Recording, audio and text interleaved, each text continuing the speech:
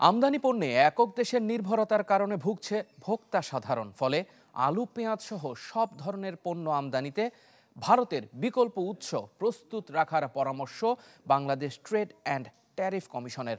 এক্ষেত্রে ব্যবসায়ীদের অনাগ্রহ পণ্য আমদানিতে অতিরিক্ত সময় ও ভারতীয় সিন্ডিকেটকে ঘিরে। রাকিব হোসেনের রিপোর্ট।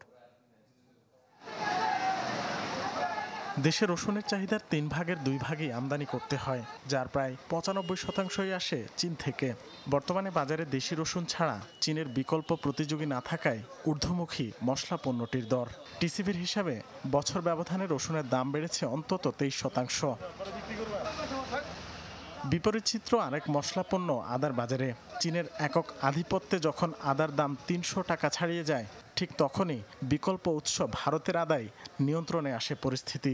বর্তমানে দুদেশ থেকে সমানতালে আমদানি হওয়ায় পাইকারিতে প্রতি কেজি ভারতীয় আদা মিলছে ৭০ থেকে ৮০ টাকায়, আর চীনা আদা সর্বোচ্চ ১৫০ টাকা। কয়েক দেশের আদা থাকাতে কিন্তু আমাদের বাজারের মার্কেটটা বাড়তেছে না, নাগালের ভিতরে চলে আসছে। আমাদের দেশি রসুন এবং চায়না রসুন দুটো কম্পেয়ার করে আজকে মার্কেটে এখানে এইরকম, কিন্তু ব্যবসাদারা করে লাভ হয়, আমাদের লস হয়। কিন্তু আলু পেঁয়াজের বাজারে চলমান অস্থিরতার অন্যতম প্রধান কারণ আমদানিতে ভারত নির্ভরতা। এক্ষেত্রে স্বল্প সময় ও খরচ ছাড়াও দুদেশের ব্যবসায়ীদের একটি সিন্ডিকেট শক্ত ভূমিকা পালন করছে অভিযোগ সংশ্লিষ্টদের, যে কারণে বিকল্প উৎসে যেতে অনীহা বহু আমদানিকারকের। ওদের দেশের লোকে আনে বর্ডারে, ওইখান থেকে ফরওয়ার্ড বিক্রি করে বাংলাদেশের লোক কিনে নিয়ে আসে আর কি।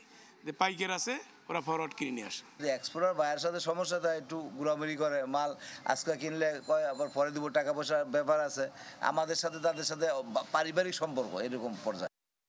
আগামী দিনে আলু পেঁয়াজ সহ সব ধরনের নিত্যপণ্য আমদানিতে ভারতের বিকল্প উৎস প্রস্তুত রাখার পরামর্শ ট্রেড অ্যান্ড ট্যারিফ কমিশনের।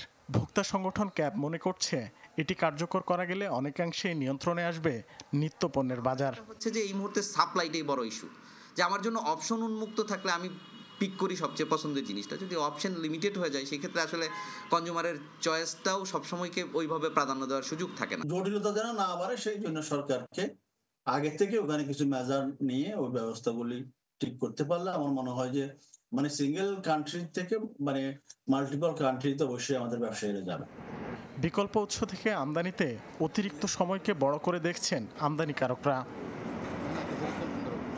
রাকিব হোসেন, চ্যানেল 24, ঢাকা।